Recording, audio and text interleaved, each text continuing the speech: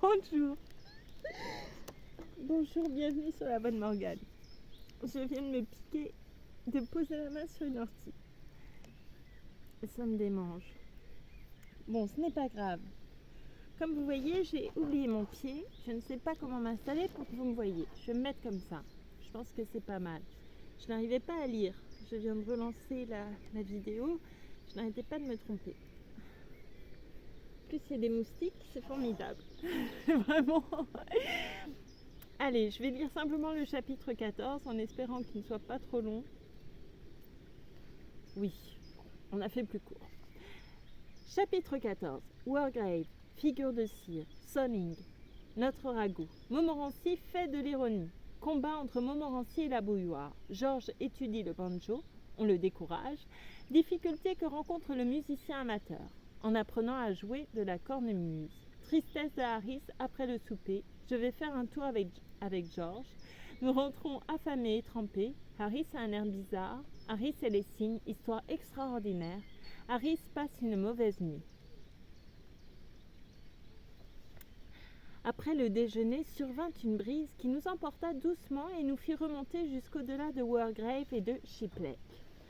Recuit et patiné sous le soleil somnolent de l'après-midi d'été, Wargrave, niché dans une courbe de la Tamise, vous apparaît comme un tableau ancien qui demeure longtemps sur la rétine de la mémoire. Le Saint-Georges et le dragon de Wargrave s'enorgueillit de posséder une enseigne peinte d'un côté par Leslie de l'Académie royale et de l'autre par Hodgson de la même maison. Leslie a figuré le combat. Hodgson a imaginé la scène après le combat. Saint-Georges, son travail accompli, buvant sa pinte de bière. Day, l'auteur de Sandford et Merton, vécut et, ce qui fait plus d'honneur encore à la localité, se tua à Wargrave.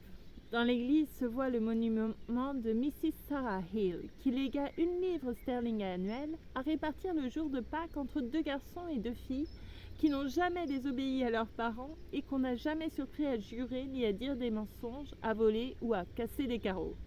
Pensez donc, tout cela pour 5 shillings par an, ce n'est vraiment pas payé. Le bruit court dans cette ville qu'un jour, il y a bien des années, un garçon se rencontrait qui n'avait, en effet, jamais commis ces crimes. Ou du moins, et c'était tout ce qui était exigé et tout ce qu'on pouvait attendre, n'avait jamais été surpris à les commettre. Et qui mérita ainsi la couronne de gloire. Il fut exposé durant 3 semaines à l'hôtel de ville sous globe. Ce qu'il advint de l'argent par la suite, nul ne le sait. On dit qu'il est distribué chaque année au plus proche musée de figures de cire.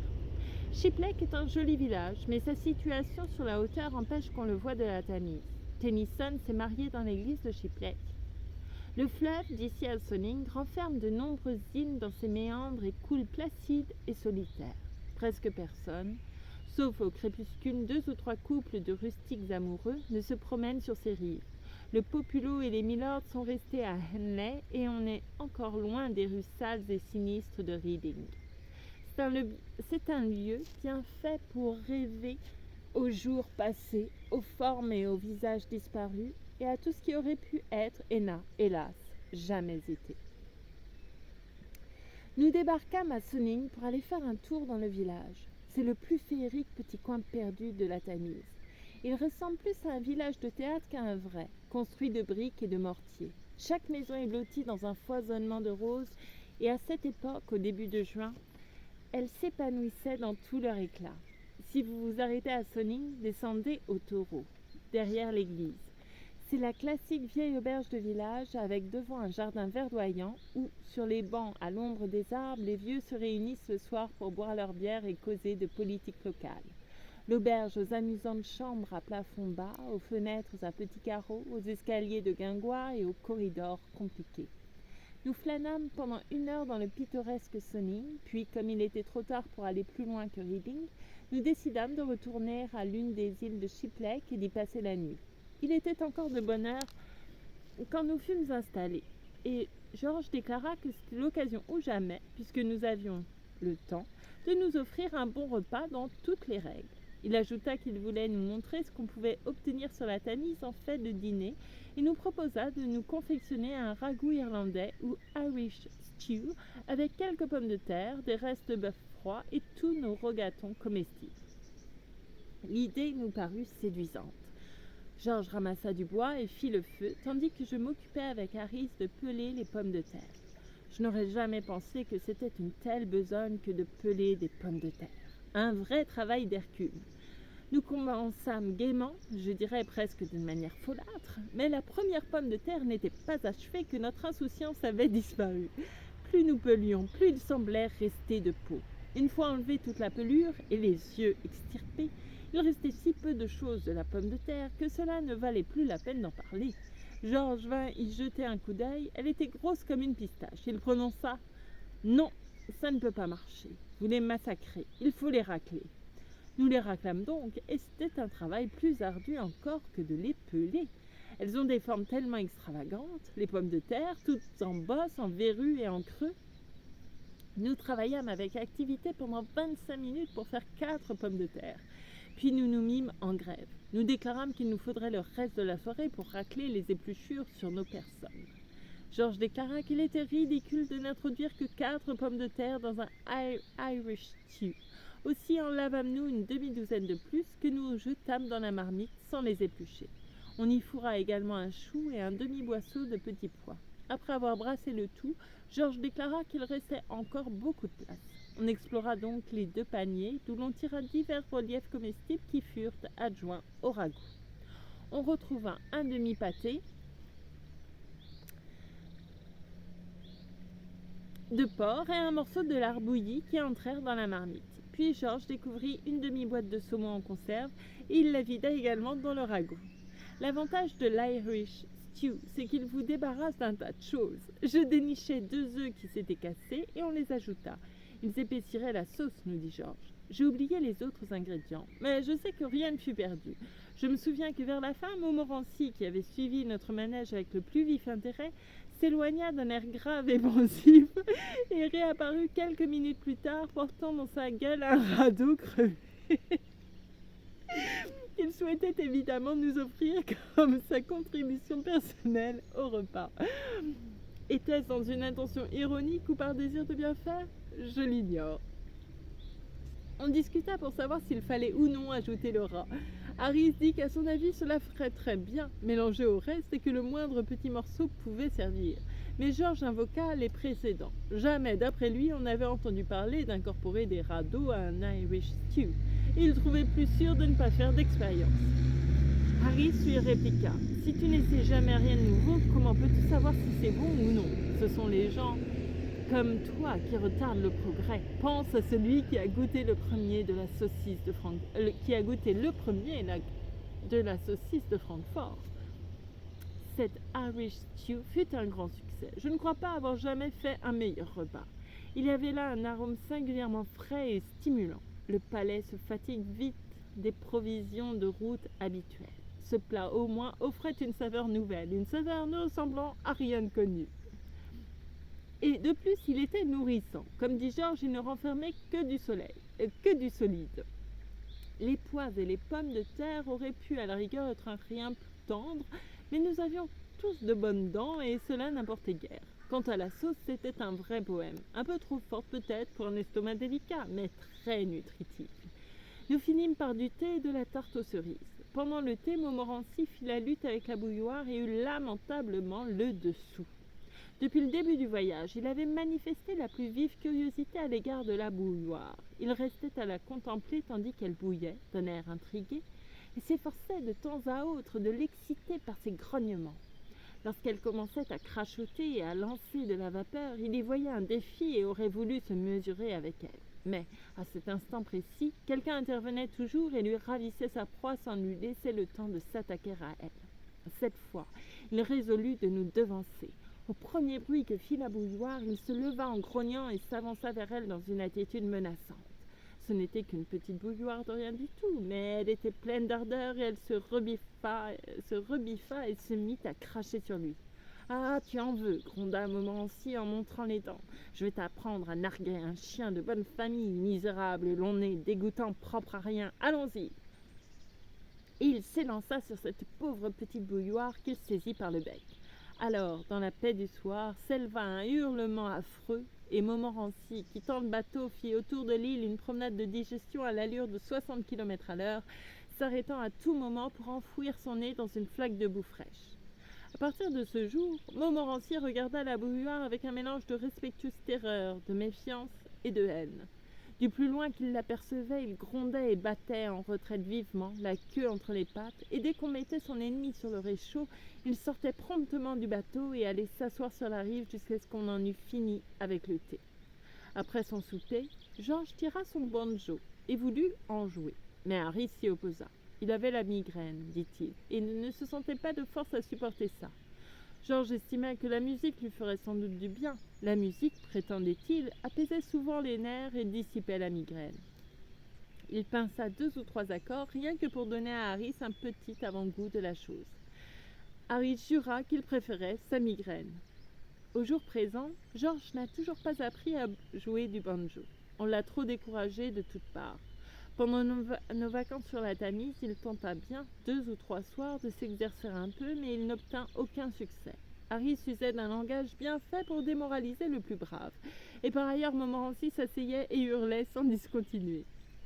« Qu'est-ce qui lui prend de hurler comme ça quand je joue ?» s'écriait Georges indigné, tout en s'apprêtant à lui lancer un soulier. « Et toi, qu'est-ce qui te prend de jouer comme ça quand il hurle ?»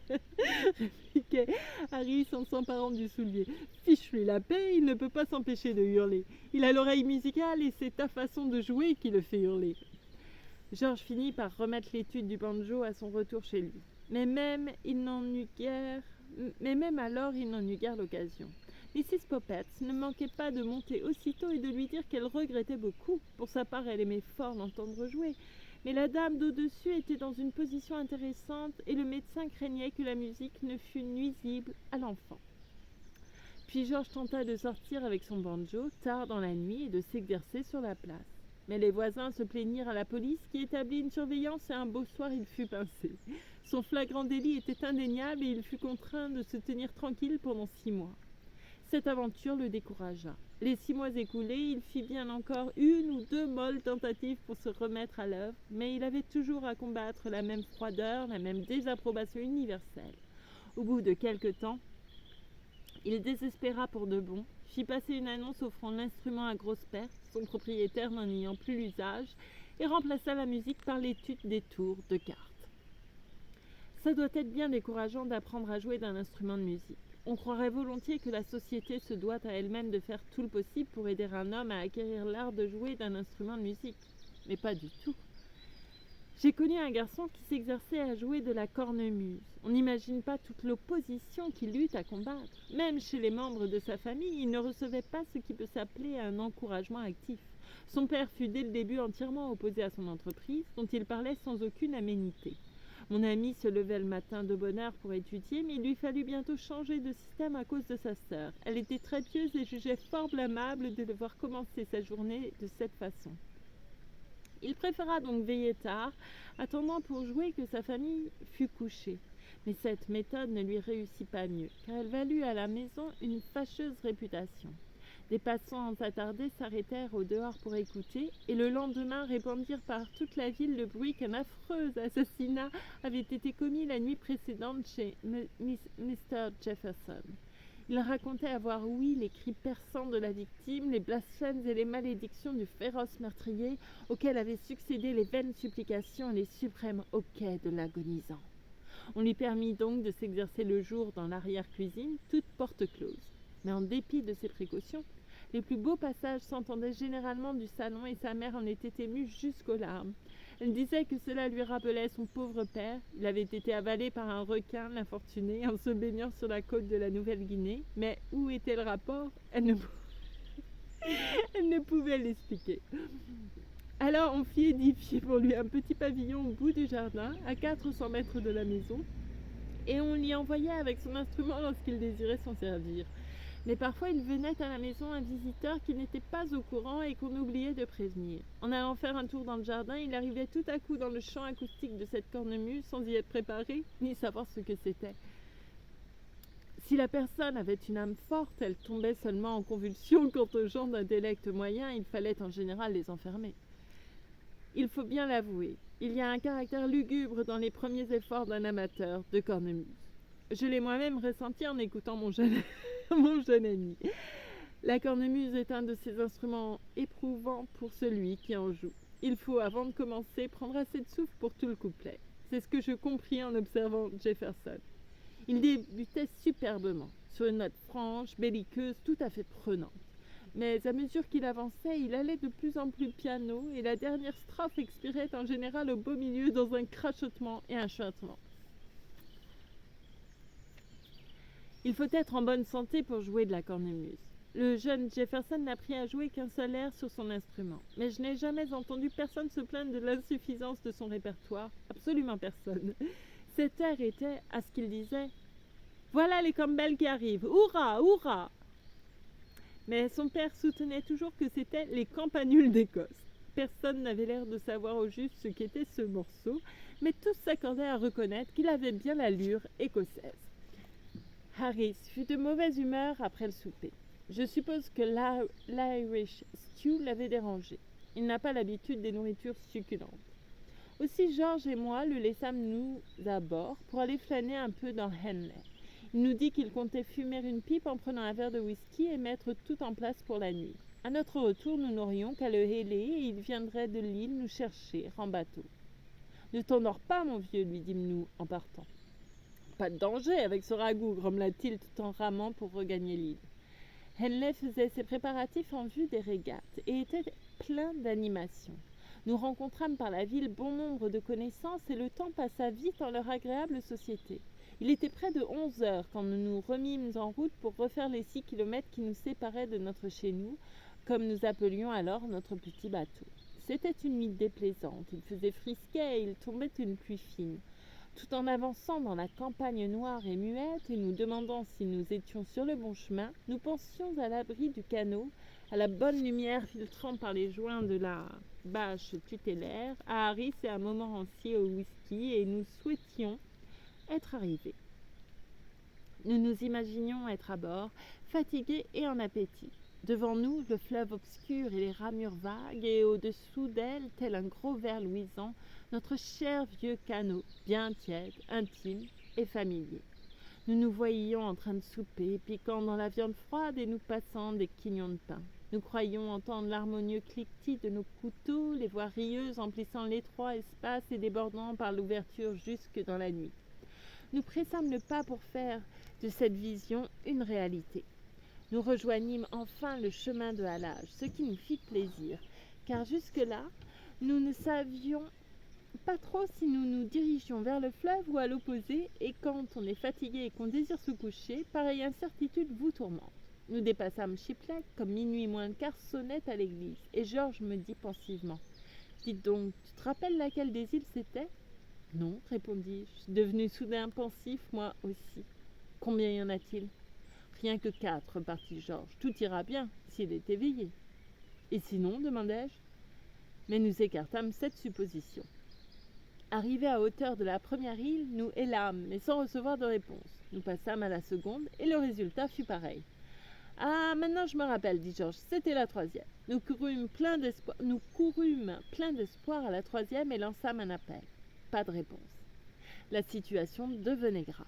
Il était minuit passé. Les hôtels de Shipley et de Henley devaient être comblés et nous ne pouvions pas aller réveiller au milieu de la nuit les habitants des villas pour savoir s'ils louaient des chambres. Georges proposa de retourner à Henley et d'attaquer un agent de police pour obtenir un logement au poste. Mais nous posâmes la question. Et s'il nous rend simplement nos coups et refuse de nous mettre sous clé? Nous ne pouvions passer toute la nuit à nous battre avec des sergents de ville. De plus, il n'aurait pas fallu aller trop loin et attraper 6 mois de prison. En désespoir de cause, nous fîmes une dernière tentative sur ce qui semblait dans l'obscurité être la 4e île, mais sans plus de succès. La pluie s'était mise à tomber dru et semblait devoir durer. Nous étions trempés jusqu'aux os, glacés et malheureux. Nous commencions à nous demander si les îles étaient seulement 4 et s'il n'y en avait pas davantage, voire si nous étions près des îles ou à 1 kilomètre plus loin ou à un endroit tout différent de la Tamise, car on ne pouvait rien reconnaître dans l'obscurité. Nous comprenions les souffrances du petit Pousset égaré dans la forêt. Nous venions précisément d'abandonner tout espoir. Oui, je sais que c'est toujours à ce moment-là que les choses arrivent dans les romans et les contes, mais je n'y peux rien. J'ai résolu, en commençant à écrire ce livre, d'être absolument véridique en tout, et je le serai. Dussé-je pour cela user l'expression rebattue. Nous venions précisément d'abandonner tout espoir, et donc je ne puis le dire autrement. Juste alors, donc, j'aperçus tout à coup, un peu en aval, parmi les arbres de l'autre rive, une étrange lueur clignotante. Une seconde, je crus à des revenants, tant cette lueur était vague et mystérieuse. Mais presque tout de suite, je compris dans un éclair que c'était notre canot, et je lançai un tel cri que la nuit elle-même parut en tressaillir dans son lit. Nous restâmes en suspens 1 minute, et alors, ô divine musique des ténèbres, l'aboiement de Montmorency nous répondit. Nous poussâmes de nouveaux appels, capables de réveiller les 7 dormeurs.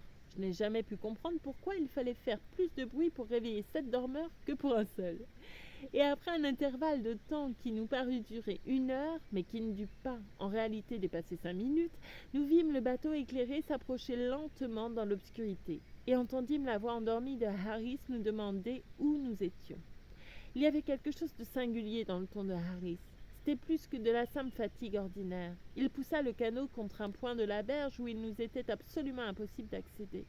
Il nous fallut une dépense énorme de cris et de beuglements pour le réveiller, lui faire reprendre conscience, mais nous y réussîmes enfin et passâmes à bord sans accident. Une fois dans le canot, nous vîmes qu'Harris avait l'air triste. Il donnait l'impression d'un homme qui vient d'avoir des ennuis. On lui demanda s'il ne lui était rien arrivé, et il prononça « Les cygnes !» Nous nous étions, paraît-il, amarrés tout contre un nid de cygnes, et peu après notre départ, à Georges et à moi, la femelle était revenue et avait protesté vigoureusement. Harris l'avait chassée et elle était partie chercher monsieur son époux. C'est un véritable combat qu'Harris nous dit avoir eu à soutenir contre ces 2 oiseaux. Mais le courage et l'adresse l'emportèrent à la fin et il les mit en déroute.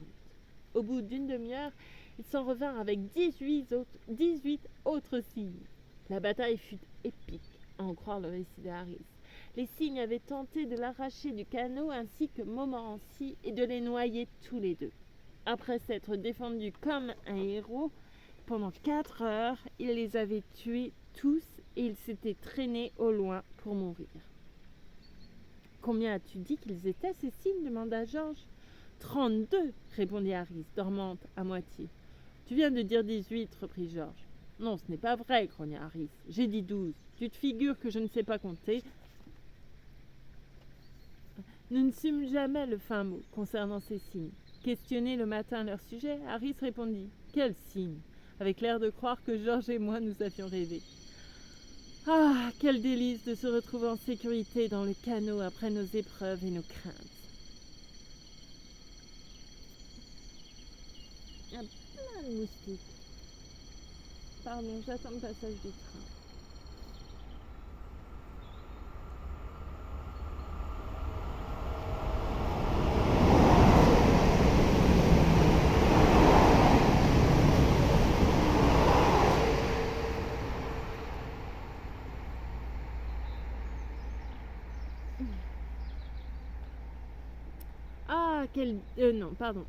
Nous mangeâmes avec appétit, Georges et moi, et nous aurions aimé prendre un grog ensuite, mais quand nous cherchâmes le whisky, il nous fut impossible de le découvrir. Nous interrogeâmes Harris pour savoir ce qu'il en avait fait, mais il paraissait ne plus connaître la signification du mot whisky, ni comprendre de quoi nous parlions.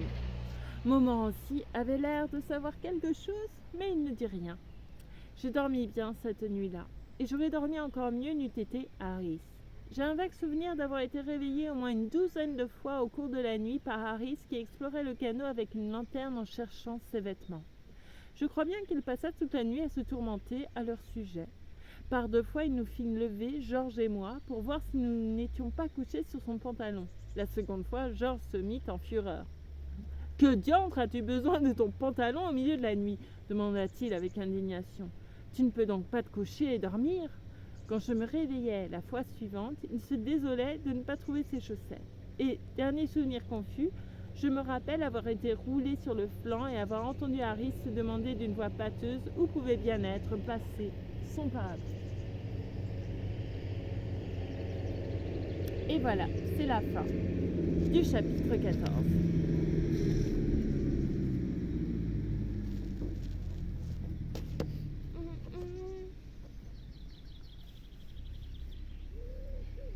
J'avais apporté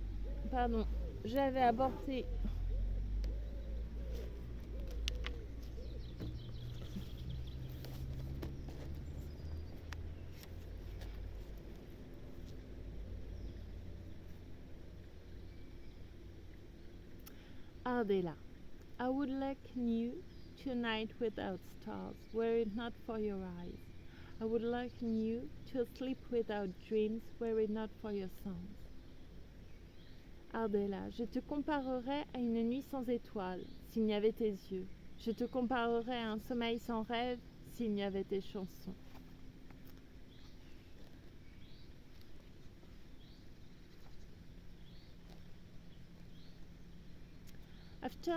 After many springs, vous avez de la chance de m'entendre parler anglais.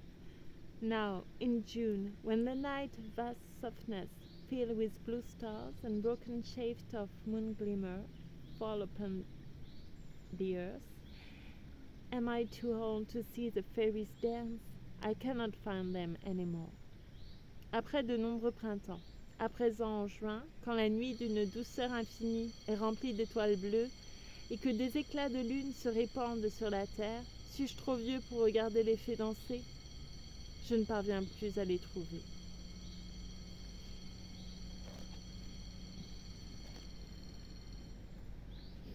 Je l'ai déjà lu.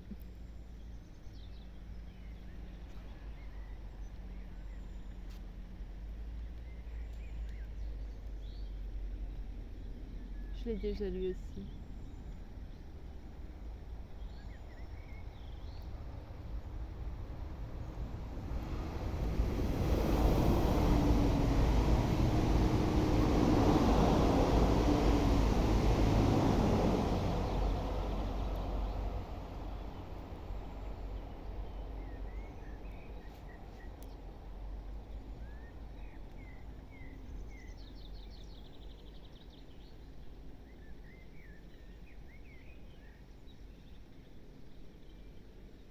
Nous devrons toujours tout répéter depuis le début, en moins de mots, plus condensés. Toujours recommencer à vivre aussi, car il faut nourrir la conscience animale de soi.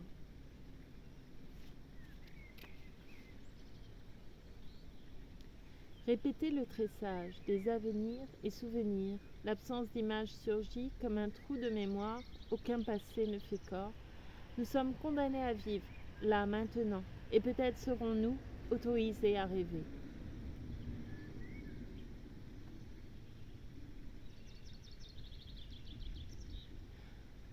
Dans nos âges successifs, c'était le 37, voici le 39. Dans nos âges successifs, les sentiers de l'enfance tissent une trame de soutènement, un filet de secours, un réseau de perturbations. Nos yeux affleurent aux flaques brunes, aux racines ocres à peine effacées. Les sentiers de l'enfance se révèlent, plaie vive.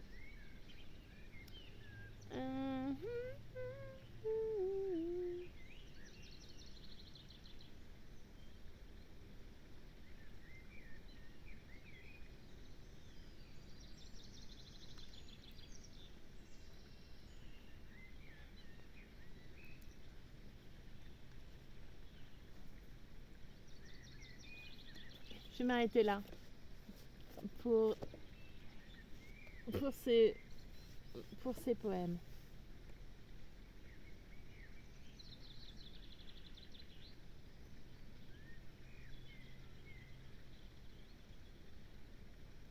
Okay.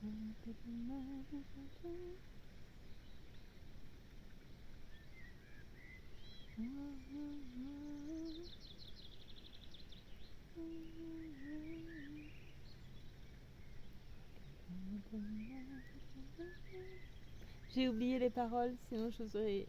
C'est pas grave. Bon, bien, allez. Je vous souhaite une belle soirée, une belle nuit. Prenez soin de vous surtout. Prenez soin de vous surtout. Et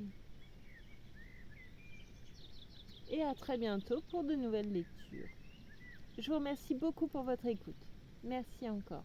Je vais essayer de ne pas me piquer cette fois. Hop là. Voilà, le ciel pour finir. Formidable.